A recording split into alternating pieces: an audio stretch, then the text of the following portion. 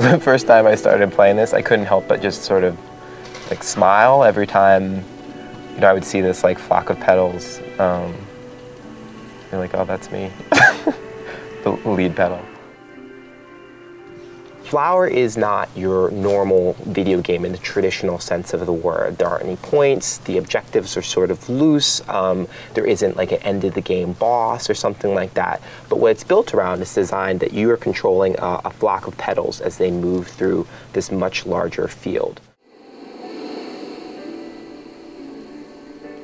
The gameplay is very intuitive. There's really only two things that you do: move the controller and press the button to control the wind. It's the same technology that the Wii uses to control the remote.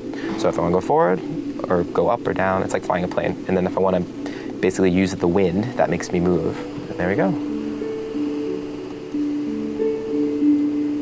It's about a dream of a houseplant living in the city, and it's sort of choked by and overwhelmed by city life, and it dreams to be somewhere where it can run free.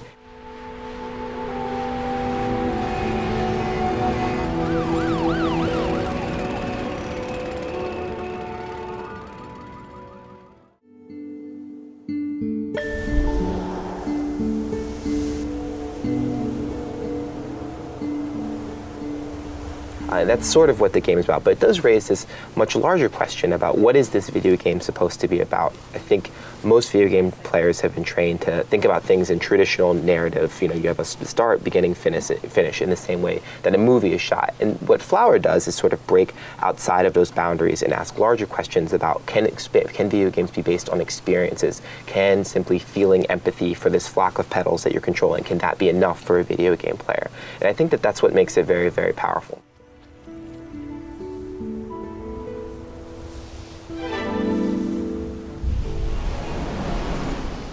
It's about as therapeutic as a video game could be, which I think is part of the point. I mean, as someone who lives in one of the biggest cities on the planet, to do something like this in front of my television after a day at work, I guess there are a lot of analogies between this house plant that's sitting in the window and sort of me sitting in an office, and then getting to do this sort of in my mind, I suppose.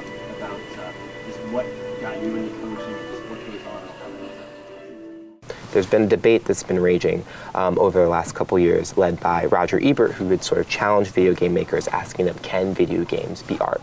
And I would challenge that this is probably one of the best examples. If Roger Ebert plays one game this year, this should certainly be one of them.